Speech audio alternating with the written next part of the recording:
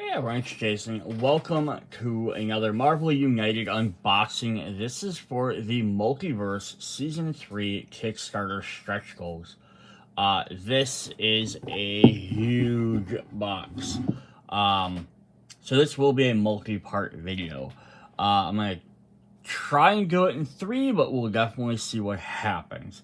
Because there's a lot of characters. So, there's a lot of content in here too. So we have a ton of cards, but we're going to get a couple of things. Besides our heroes, our villains, our anti-heroes, we are also going to get, instead of team decks, we're going to have 56 team cards. So I don't remember how many different teams there are.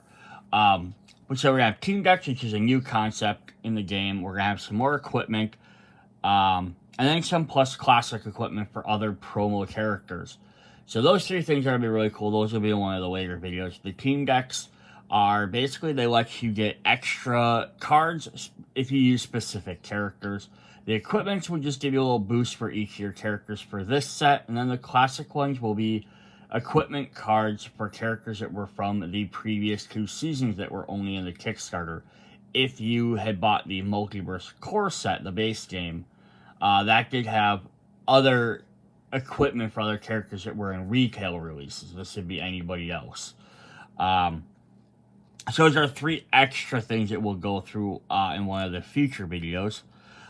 Plus we have some extra supervillain, superhero cards. We have 1 new location to go with all our other different card specific. We have a bunch of tokens and all that. So yeah, a lot of content to go through. Other thing we're going to do is different than usual is I'm going to go through the villains first. I don't usually do that. Usually I do heroes first, but we're going to go through all the villains first. Here's the bottom of the box, which is really cool. I just want to show this off. I don't show off the box as much, but all the different characters on the outside. And the back shows exactly what we're getting. So yeah, we have a lot of villains, we have some anti-heroes in there, and we have a ton of different heroes. There's space in the box to hold every single stretch goal character, including Iron Lad, who actually came if you only ordered the all-in pledge. So if you didn't order every single thing, you wouldn't have gotten him, but if you did, you have gotten him. There's actually space in the box for him. The only thing the box won't hold will be Fing Fang Foom, who is also another all-in character. So we'll do him towards the end, even though he's a villain, but he's a big giant guy. And then also to note that the box will not hold sleeved cards. Some of the regular base games might hold cards if they're sleeved. I just want to grab this quick. So here's the tray holding all the cards. This gets almost to the top once you have all the cards in there. So this will not hold all of your sleeved cards in there. That's just the heroes in that pile. Just keep that in mind as well. But yeah, this will be a multi-part village. The other thing I'm going to do, since I am doing all the villains, any character that is an anti-hero, we're going to do their hero decks separate. So I'm not going to usually do like, I usually try and do like the anti-heroes and usually go all the heroes, I go all the anti-heroes so I can do their villain ones fairly close. So yeah, like we get somebody, for example, like Red Hulk. We'll do his villain one in this set, and then we will come back in the next video and do it. So I'm going to try and see if we can get through all the villains in this set. But we'll see how long it goes, because there's a lot of characters. There's like 27 plus villains, and villains do take a little bit of explanation to do. So let's just hop right into it. We're going to start with the first set of villains that were even announced after the core set, the Wrecking Crew, because they get a big, giant board instead of one of the small ones, because they play as a team. The Wrecking Crew to start off says place the 4 villains in the villain starting location. Place the crowbar token in the same location as Wrecker. The 3 regular missions are not used for this game. And try not to drop everything here. So we are going to get a little wrecking bar tokens. Yes, these guys have the Wrecking Bar, which is an Asgardian enchanted weapon, which grants basically super strength of powers to these guys. Otherwise, than normal thugs and criminals. Let's see if I can get that to hold up there for just a minute. Let's see if we can zoom in on this just a tad. Move these guys out of the way. I got so many miniatures on the table right now. Alright, we have special rules. When Wrecker moves, the crowbar token goes with him. When Wrecker is defeated, the crowbar stays in its location and no longer moves. When a hero is KO'd, the villains don't activate their BAM. Instead, increase the loot track by 1. When all 6 threats have been cleared, the villains become under pressure and are vulnerable to damage. So you gotta take out all 6 threats before you can hurt them. Each one of our 4 ones, Wrecker, Bulldozer, Piledriver, and Thunderball, each have their own health and BAM. So Wrecker has either 4, 5, or 6 health with deal 2 damage to 1 hero anywhere, then add 1 thug and civilian to Wrecker's rotation. Bulldozer has 3, 4, or 5 health. Move Bulldozer clockwise to the next location with any hero, then deal 1 damage to the hero there. If Bulldozer is in the crowbar's location or an adjacent one, deal 1 more damage. Piledriver has 2, 3, or 4 health. Says deal 1 damage to 1 hero in Piledriver's location. Then if Piledriver is in the crowbar's location or an adjacent one, deal 1 or more damage and add 1 civilian to his rotation. And Thunderball has 2, 3, or 4 health. Deal 1 damage to a hero in Thunderball or an adjacent location. If Thunderball is in the crowbar's location or an adjacent one, deal 1 more damage and add 1 thug. So yeah, these guys are going to do extra damage based on where they are per Wrecker or his Wrecking Ball. So like that's one reason why you might want to target Wrecker first, because then at least if he drops that crowbar, then you know which areas to maybe avoid, right? So if you know it's on, one section, that or sections decided the other guys get bonuses. So if we flip down here, we have overflip. You can't add tokens, increase the loot track by 1, and villainous plot. Loot track, heroes lose if this track reaches 10. So that's all they're trying to do. They're just trying to make money, steal stuff, and then just damage you in the way. Pretty simple. They KO you, track goes up. Otherwise, I'm sure they have other things on their cards that do it. Alright, then we have their deck of cards. So they're going to have a special set. But let's look at their miniatures quick. I don't remember. Usually I try and say everyone's real names. I have no idea off the top of my head what any of the Wrecking Crew's real names are. But here's the Wrecker. This big magical crowbar. One thing I love about their Wreckers is how I think they started off as basically, ideally this just be maybe like Thor villains, because I think this crowbar is enchanted by Loki. But then they basically just went around and they're like, no, we're just overpowered thugs and we work forever. We fight whoever they fought. Everyone from, the Young Avengers to Alpha Flight, Thunderbolts, X-Men probably at some point. Like, they're just kind of like the good, like, hey, we need a set of villains that can go cause havoc, that aren't going to really be like the main plot of the story, but someone can go ahead and beat the crap out of, or they can, and they don't go down easy. They're not like just the throwaway villains. Like, they usually get their good licks in against the heroes. But they're also just a good one that, like, oh, then when the hero beat them, it's not a big deal. Like, you can't just throw everyone against Doctor Doom and have them fight him, because if everyone's beating Doctor Doom left and right, people will be like, oh, Doctor Doom's not that strong. I love his big giant wrecking ball there.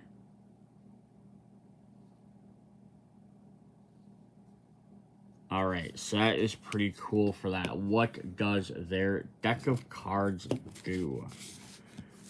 Alright, so first of all, we have those threats that we have to get rid of. So they're going to start with those. And we have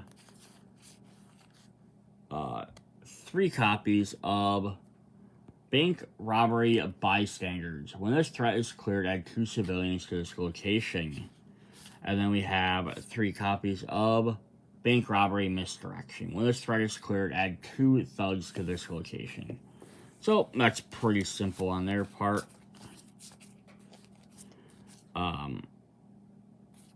They are just going to be trying to rob a bank.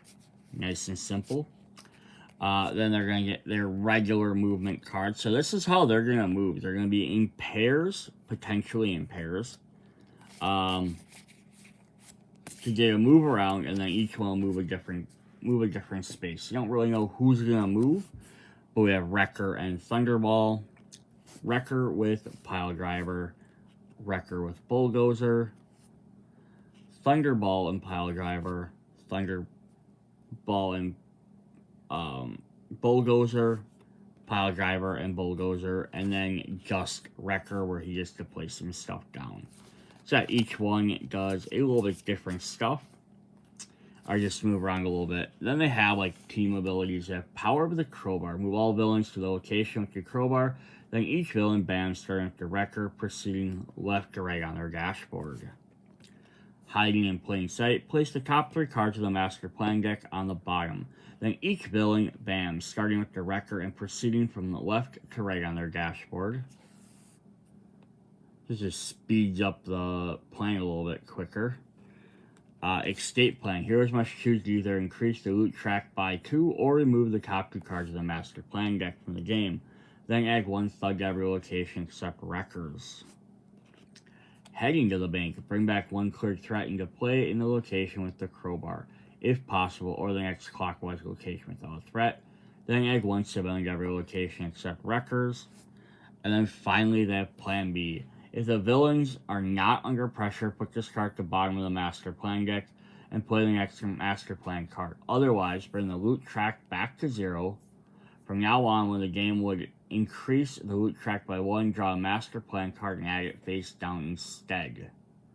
This is kind of neat. Like, changes up the entire way they're going to play. So if you haven't defeated everything, you're getting ready to just defeat them. It resets the entire plan, and then now they're just trying to speed up their master plan even quicker. Which could be very bad, because like, if you get too late in the game, that could be worse than trying to deal with that loot track. Alright, so those are our first 4 villains, or our first team of villains. Alright, so who do we have up next? Just gotta move. My tokens are falling down. I am dropping stuff. Sorry.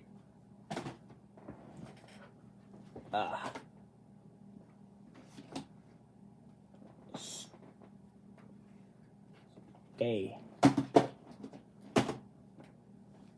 My token sheet fell. Alright. Sorry about that. Alright, up next, I'm gonna try and do these sort of in a semi-theme if possible. So one thing I love about this multiverse set is we're getting villains that kind of got missed from Series Watchmen from Series 1. Like, X-Men did really decent of having a lot of villains for X-Men in Season 2. So Season 1, though, you had so many, you had Avengers, you had Spider-Man, you had Hulk, Iron Man, Thor, Captain America. So this is kind of completing some of the villains that sort of theme towards each different character. So kind of go with Captain America. Again, a lot of these guys have fought everybody, so it's not specifically theirs, but they did tried to add like one villain that kind of one or two villains that themed per each character, or maybe a little group of characters, which is really nice. So we have Crossbones here to kind of fight off against Captain America. Good old Brock Rumlow.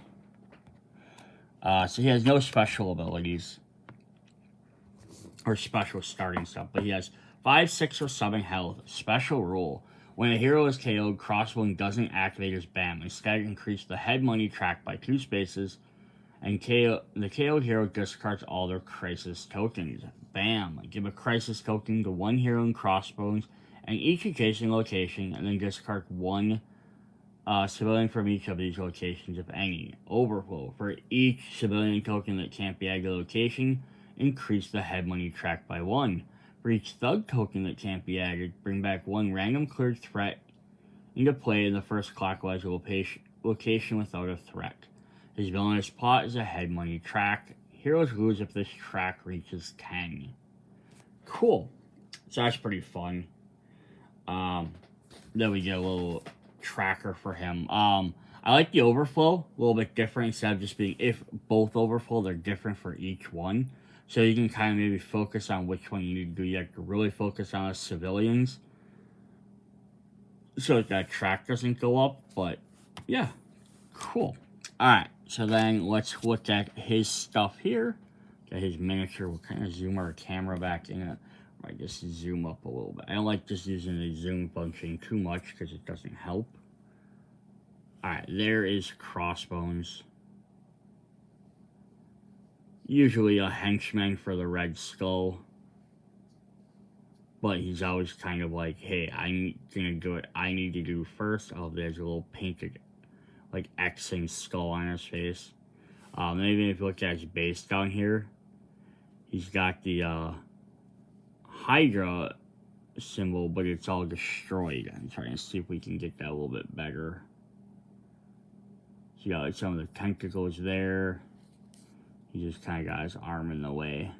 Oh yeah, it's just a Hydra symbol. It's broken in half, like you landed at like, I'll do my own thing type of idea. It's pretty fun. Alright, what does Crossbones bring to the table?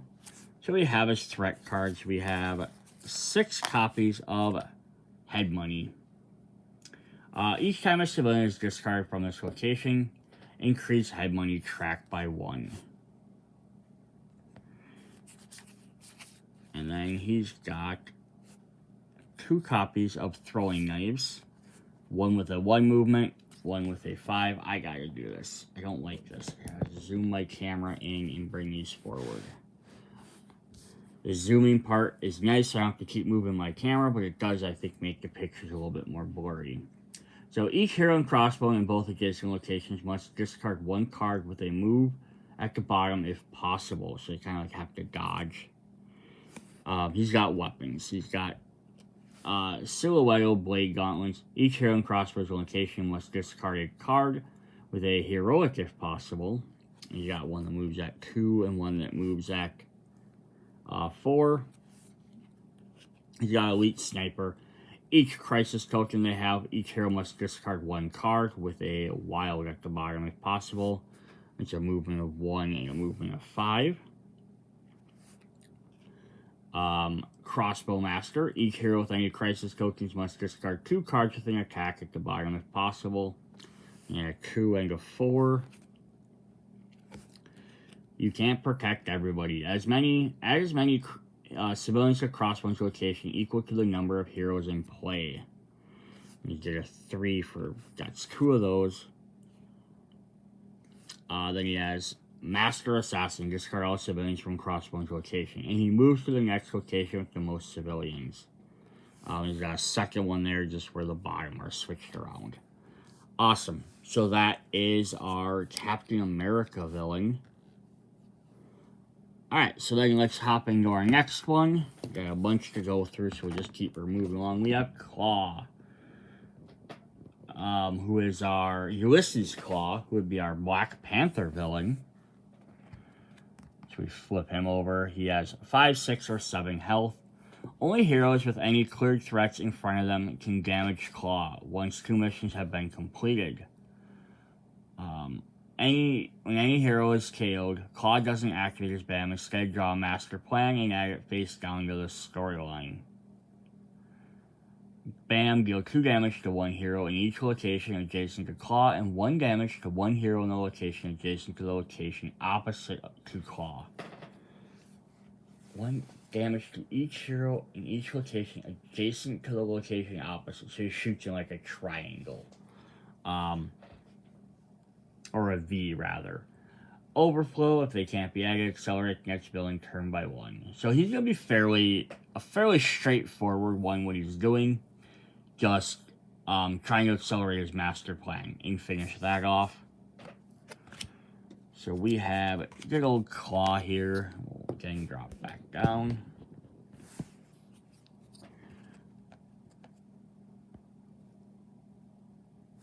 And if we want to focus up on him. There he is.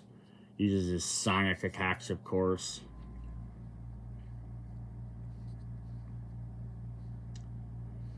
Alright, I don't want to spend too much time looking at those, so we can get into his deck. He's got some threat cards. So he's got 6 copies of Solid Sound Body. Will cause in this location, he ignores 1 damage each hero turn. That hero clears his threat, place it in front of them. So you have to slowly try and beat these so that way you can actually fight him. Cool. Then he has some basic movements. He has 1 BAM, plus a second one, just with different locations. 1 had thugs, 1 had civilians. They're the same thing. We have a 2. We have a 4. Then we have a 3, which says Consolidating Sound. If caused at full health, accelerate the next villain turn by 1 card. Otherwise, he recovers 2 health. There's got another one with villains on there. Thugs. Sonic Wave Blast. Move each hero 1 location from claws. And then 1 with the other guys on it. And then you have Sonic Wave Blast with a 5 and a 5 with different symbols.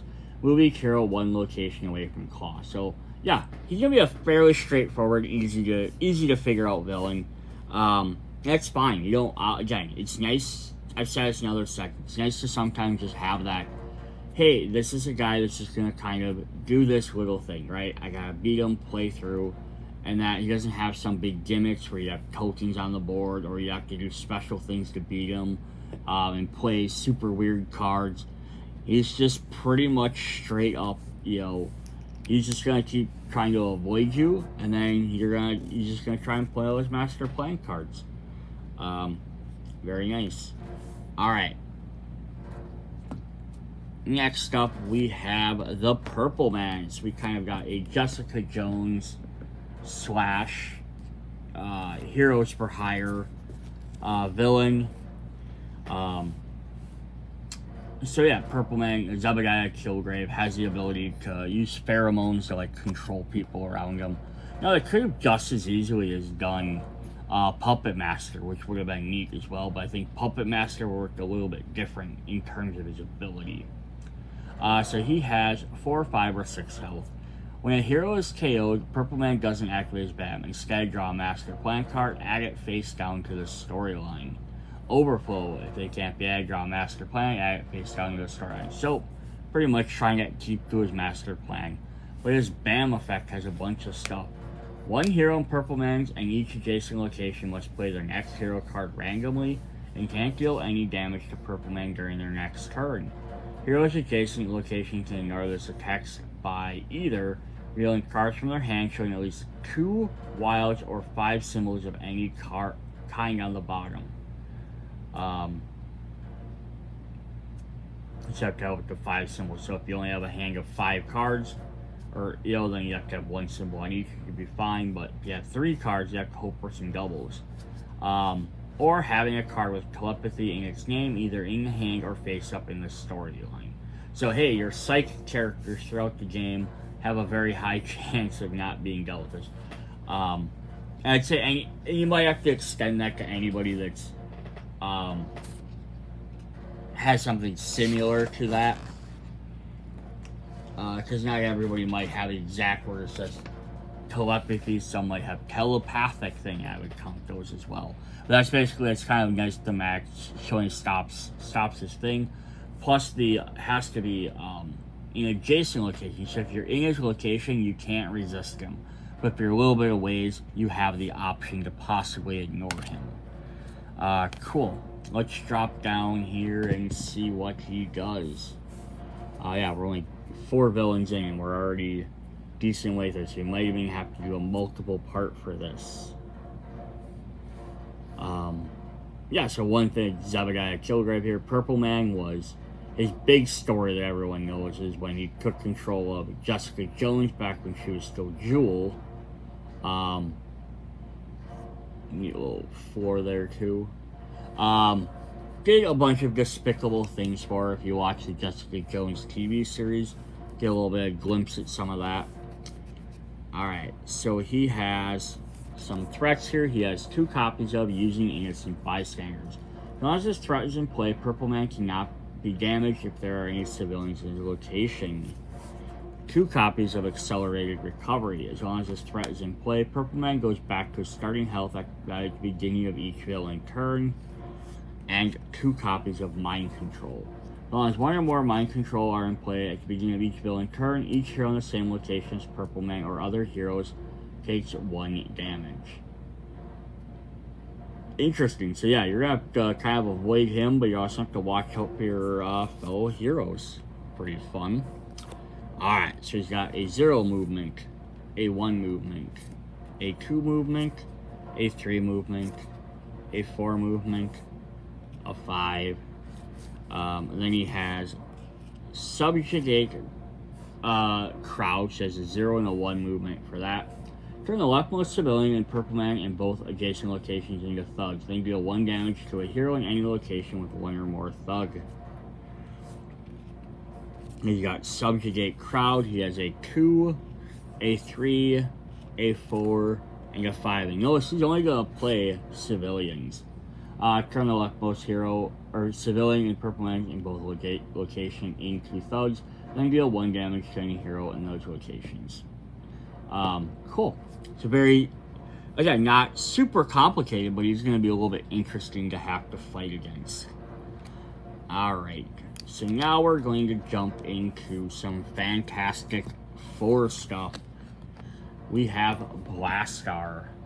So we can get his kind of almost rival lots of times is Annihilus in the Annihilation box set. Expansions, now we're going to get Blastar. So he's going to have place the negative zone card next to the play area.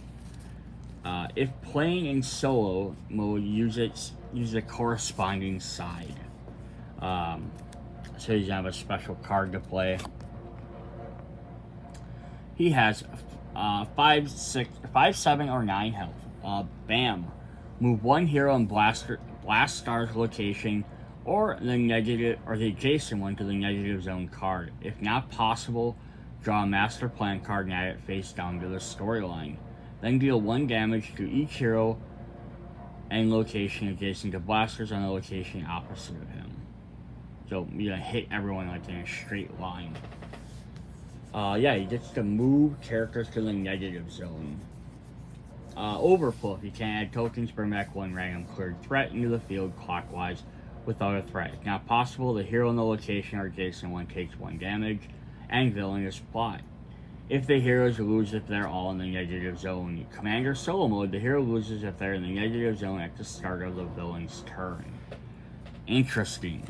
So, we're going to have to see how we get in and out of the negative zone. So, alright, here is Blastar's miniature. Got some cool braids, that interesting belt buckle.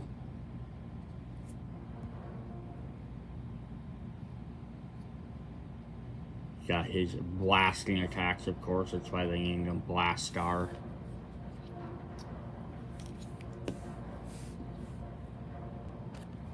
Alright, so first thing we want to look at is this negative zone card. So you come to this little negative zone card. It says, heroes move here, discard all their action tokens and or all game effects except the negative zone portal threat effect. They skip their turns, the next player plays instead until they are brought back into play by another hero. And then if you're playing Commander solo, so starting the turn, you can forfeit any 2 actions of their choice to re-enter any play-in location of the negative zone portal threat. Heroes cannot move here from any other means. So it's nice they always make sure they include that. So we just got 6 copies of the negative zone portal. Heroes in this location may forfeit 1 hero to bring a hero back from the negative zone. Play into the opposite location. So what is interesting is he can keep banning people off there. But if you eliminate all of these threats, which you could definitely do, they have no way of bringing guys back. So you can't actually shut down all the portals, which is kind of an interesting little change from how villains usually work. Alright, then he has a 3 movement, and then he has some special abilities. He has King Blastar. Each hero in a location with a negative zone portal threat must either discard 1 random card from their hand to the bottom of their deck or be moved to the negative zone. So now here's the thing, you might be like, oh, well then threats don't really do anything on their own, except they let me bring guys back, so why wouldn't I keep all of them open? So then that way you can bring guys back as quickly as possible. This is why. So yeah, the more you get rid of, the less you have to get hit by these effects. So he's got 2 copies, one with civilians, one with thugs, of negative zone portals. Until the next villain turn, heroes in location with a negative zone portal threat must forfeit an additional heroic symbol to bring back a hero from the negative zone to play. We got opening portal, bring back 1 cleared threat in play to the next clockwise location without a threat if possible. Plus also there's overflow. If you keep getting rid of them, he can at least bring them back versus you taking extra damage. This has some different symbols. We have Exiled Forever. At the start of the next villain turn, if there are any heroes in the negative zone, the heroes immediately lose the game. Oh boy. So that doesn't really help you there. We have a second one of those. Concussive Kinetic Force. Move heroes in locations adjacent to Blastar 1 location away from him. Move heroes in Blastar's location to the opposite location. Second one of those. And then we have Accelerate the Invasion. 2 different symbols. At the end of this villain's turn, all the negative zone portal threats are in play. Accelerate the villain's turn by 1. Yes, this is kind of a neat back and forth. Like, you really want to eliminate as many as possible, but you kind of always want to leave at least 1 open. Just so you have a way to bring your guys back. Otherwise, he traps them. Not that they can't come back, because eventually you're just going to have to let something overflow to bring it back, but that's a gamble that's probably not worth taking either. So cool. Alright, let's hop into our next Fantastic Four villain. Zoom back out. And we got good old Mole Man. Whose name I don't remember. Real name? I'm not very good with villains as much. My brain keeps wanting to say Eugene for some reason. But I don't think that's correct. Alright, special setup. Set aside the attack the surface my monster's master plan card, which will have starting master plan card listed on it. After shuffling, a monster island must be the villain's starting location. Then we have 4, 5, or 6 health. Special rules. When adding crisis tokens to a location, fill the rightmost hero civilian slot with a crisis token. If there are no empty slots, replace the rightmost token there with a crisis token.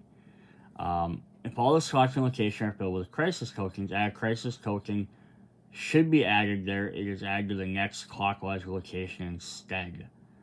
Bam, deal 1 damage to the hero in Mole Man's location, add 1 crisis token to the Mole Man's location, and then overflow.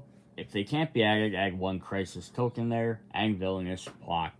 The heroes lose if all the slots in 4 or more locations are filled with crisis tokens. So basically, you can assume crisis tokens are like him summoning Moltoids or monsters just to come at you. So he gets his own special location, which has Multiverse on the back.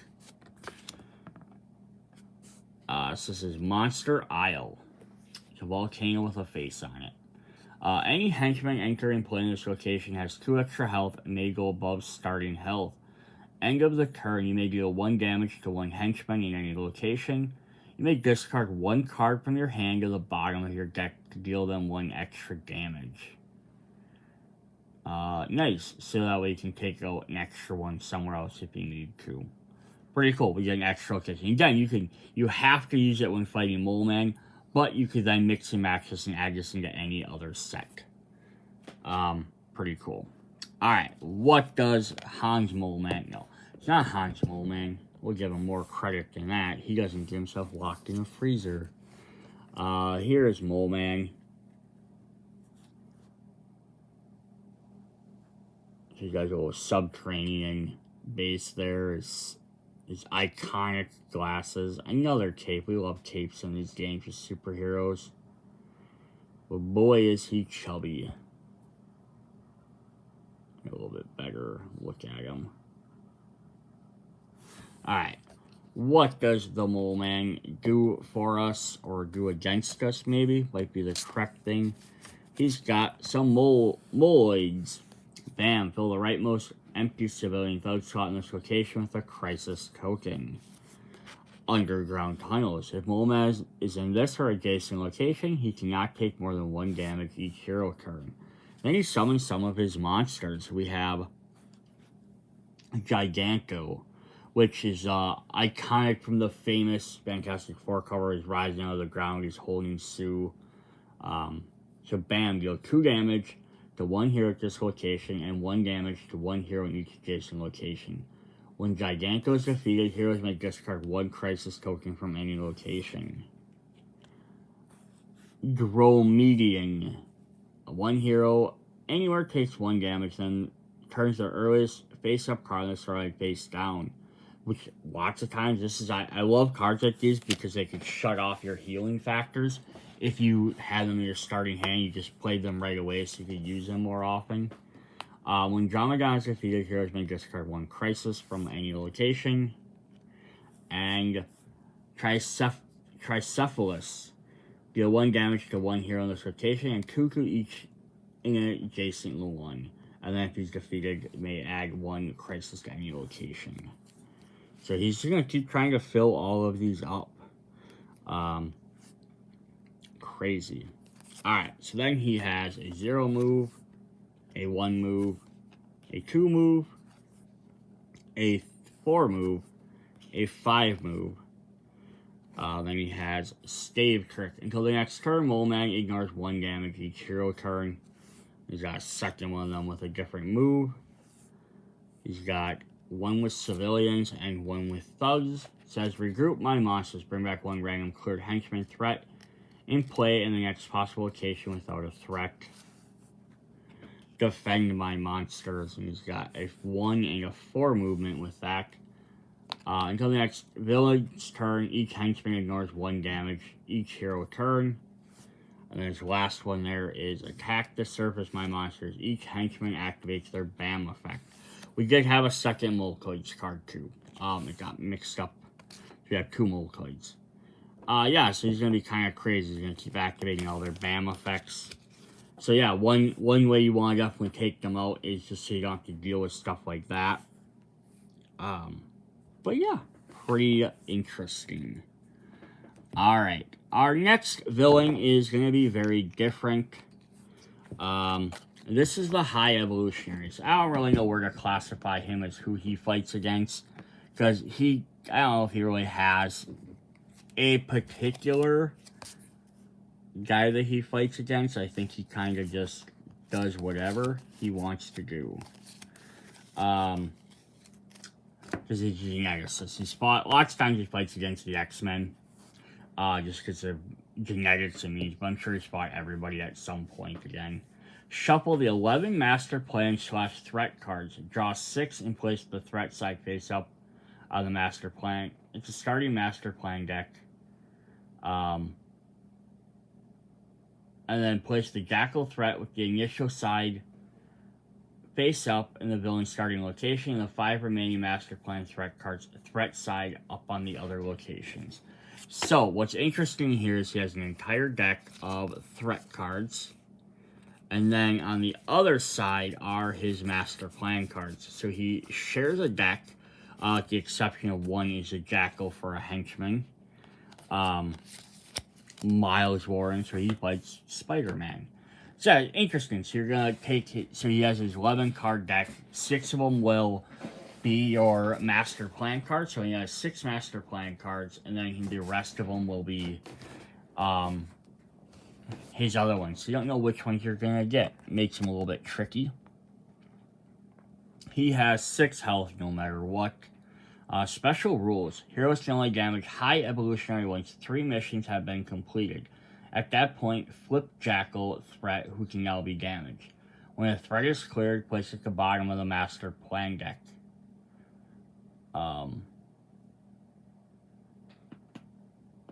Interesting. So you clear them, then they add to the master plan. That's how you get the rest of our master plan cards. Heroes starting their turn with 3 or more crisis tokens must play their hero card face down and discard their crisis tokens. Bam! Each hero in High Evolutionary and both adjacent locations must discard 1 action token. If they have none, they take 1 crisis token instead.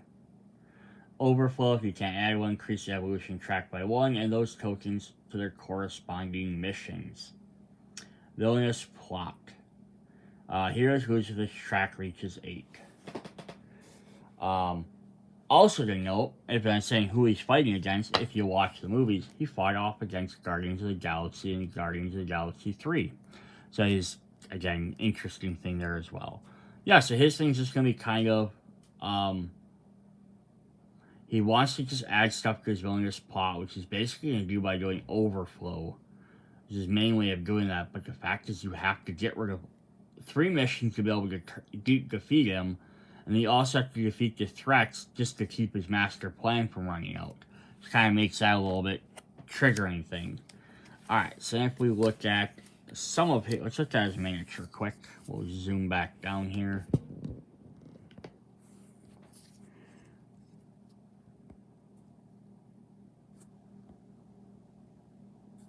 So there he is. He's pointing. He's commanding everyone to do his bidding.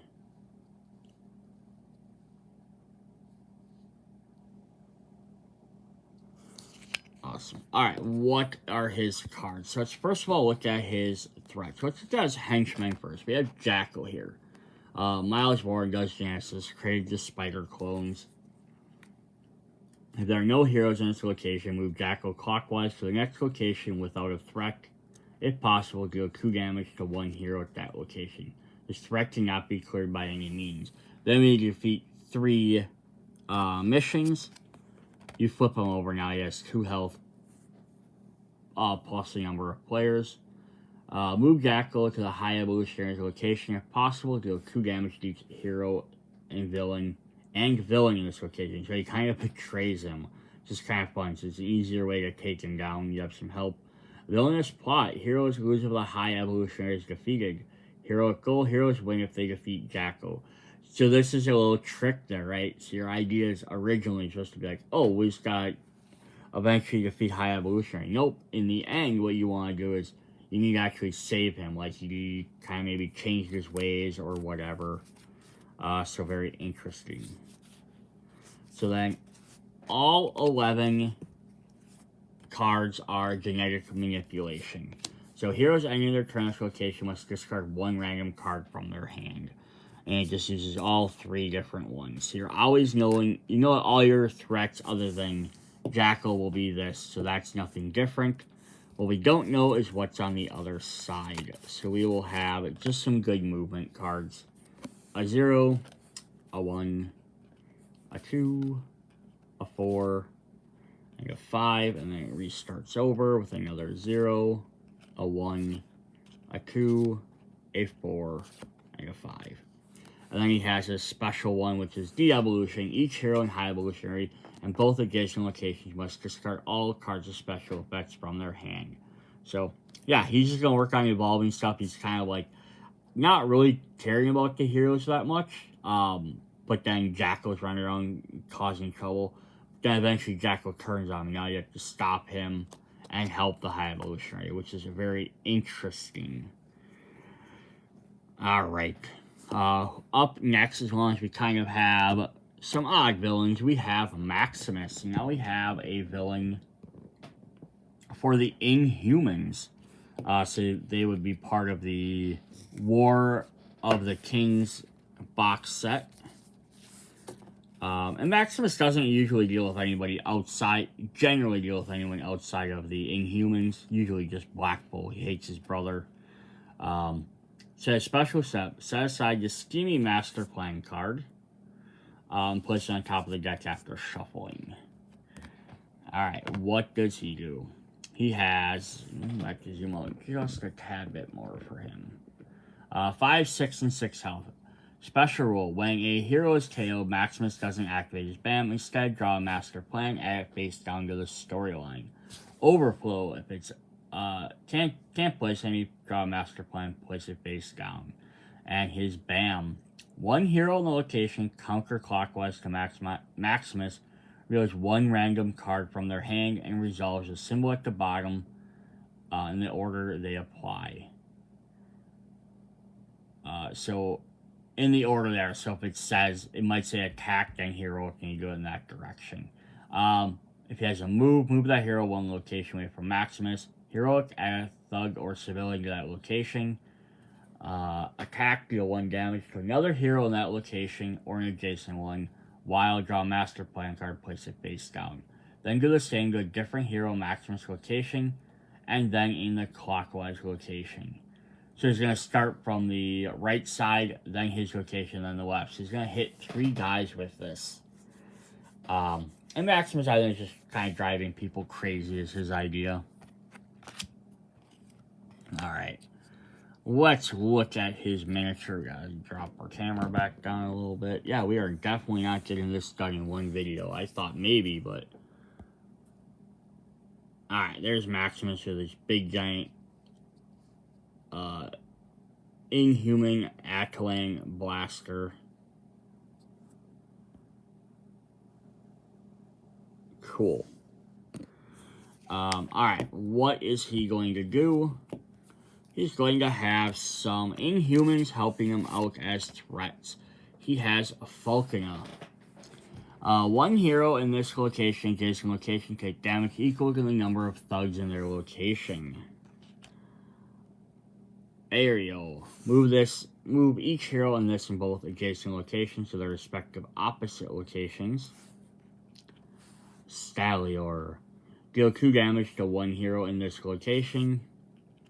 Nebulo. Deal 1 damage to each hero in this location. In order to attack Nebulo, hero must first forfeit 1 heroic in this location. Leonis. Deal 1 damage to each hero in this location. In order to attack Leonis, hero must first forfeit 1 move in this location. And Timberus. Add 1 civilian in this location. Heroes using move to leave this location must use 1 additional move for each civilian there. Very interesting. I like having more henchmen are always fun versus just, this ups the thugs by 1 hit point. Alright, so he's got a 0 movement, a 1 movement, a 2 movement, a 3 movement, a 4 movement, a 5 movement, and then he has move clockwise to the hero location with the most heroes. He has a second one of those. Brain manipulation. Until the next villain's turn, heroes do not benefit from the symbols in the previous hero cards in the storyline. He's got one with a 3 and a 4. And then his last one is scheming. And this is his starts and play one. Add thugs to all empty slots in Maximus in both adjacent locations. Cool. Alright, let's try and see who we want to do next, because we're running out of time for this video. Alright, let's do this. Let's do the big bag of this set. I have to find his card, because I'm doing this out of order. Is we are going to, let's put a picture up there so we know who the heck we're talking about while you wait for me to find this. Is we have Null. Yes, part of the big Venom villain. And there's his card. Just because the next couple of heroes are all kind of grouped together and I don't have anyone to go with that. So let's look at Null's miniature really quick. Who is a big, tall boy? So he's taller than lots, like, compared to Maximus. So he's pretty big. Of course, he's the leader of the Kleinar, which are the symbiotes that Venom uses. He, comes to Earth, basically tries to take over with all his symbiotes, turns a lot of heroes into villains for a while. He has his Necro Sword. yeah, this guy is a beefy villain who has actually a bunch of special rules. He literally has a full page of rules in his setup. So let's go ahead and look at his card quick and see what he does.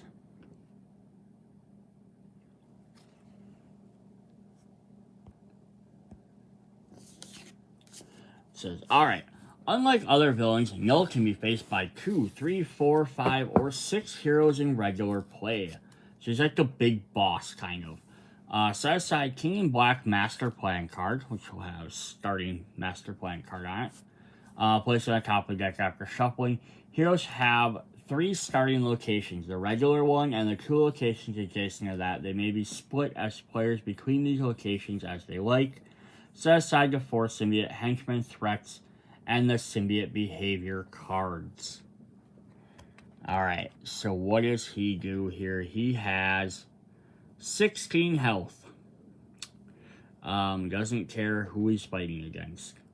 So that's crazy. Most guys have what, like 6, 7 at most, 8 maybe. See the rules leaflet for hero turn sequence. That's his big full page here. Null starts the game under pressure. Heroes must complete all 3 missions to make him vulnerable to damage. They don't draw a card when mission 3 is complete. So he's going to play after every 2 cards instead of every 3. And you have to defeat an extra mission to take him out. When the second mission is complete, flip Null's starting master plan card face down. It cannot be turned face down by any other means. When a hero is KO'd, Null doesn't activate his BAM. Instead, the hero is removed from play and becomes a symbiote henchman. Put a symbiote henchman threat into play at the first location without a threat. If there is none, replace the threat in the KO'd hero's location. Keep the remaining hero deck next to it. On their next turn, the player chooses a different hero and enters play from the same location. So this is kind of cool. So basically, as you get KO'd, he's going to take over your guys, which he tries to do in the comic book storylines, the King in Black. I believe that's what it was. And you're gonna have to play another hero. So you have to have a couple other characters ready to go if you're fighting him. Bam. Deal 2 unpreventable damage to 1 hero in Null's location and 1 unpreventable damage to each adjacent hero.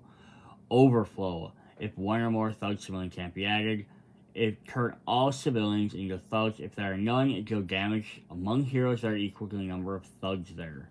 And then villainous plot. The heroes lose when 5 of them have been turned into symbiote henchmen. So you can have up to 5 KOs. But at least you get to keep playing the game. Interesting. Cool. So let's look at this hero turn sequence thing for him.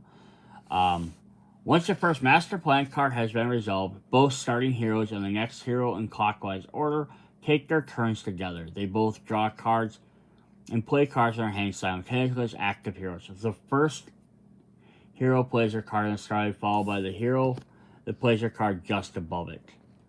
And then they choose who goes first. The first player the first active hero resolves their action using both symbols at the bottom of the card they just played, and the symbols at the bottom of the card played by the other active hero.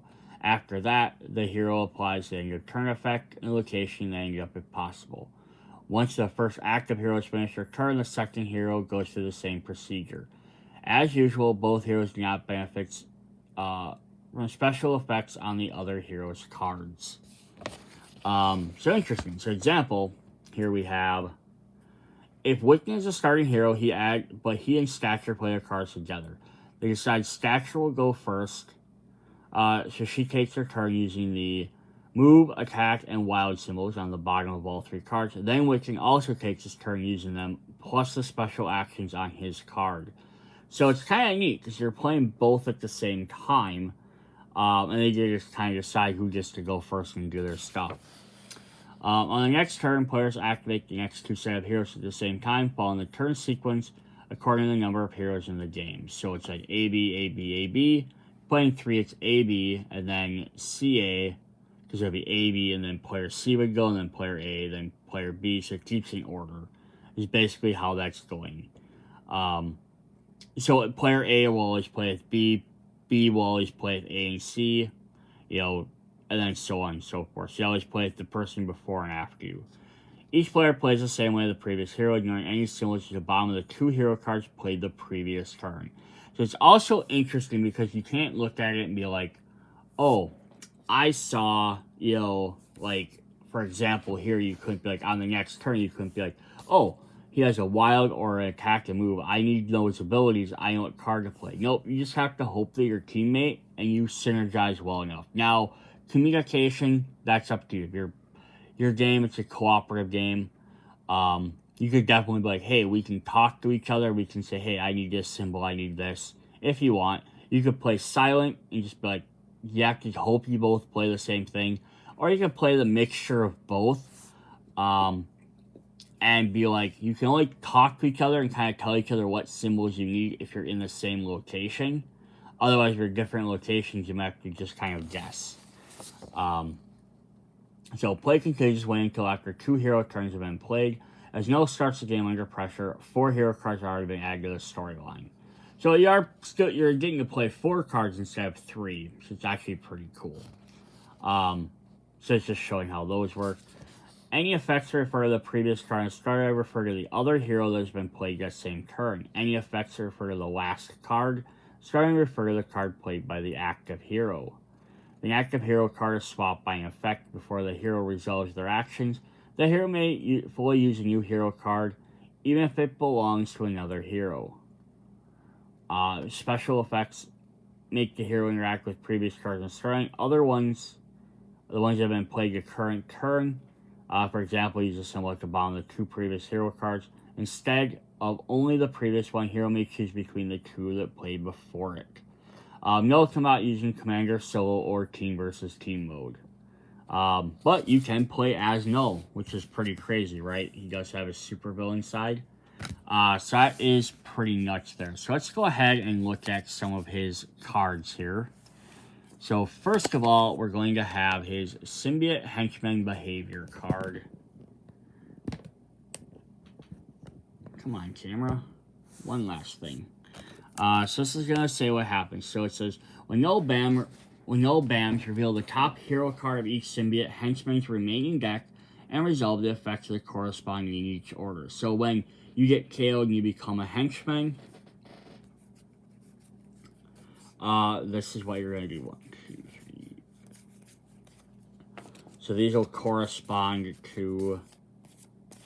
He has 4 threat cards that'll say this. It says, BAM, refer to the Symbiote Henchman Behavior card. So he gets 4 of these.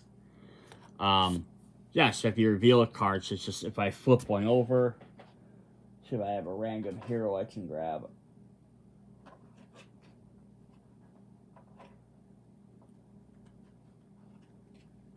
So, like, let's say if I have Morbius in play, and I flip this over, he's going to do the attack effect. Pretty simple.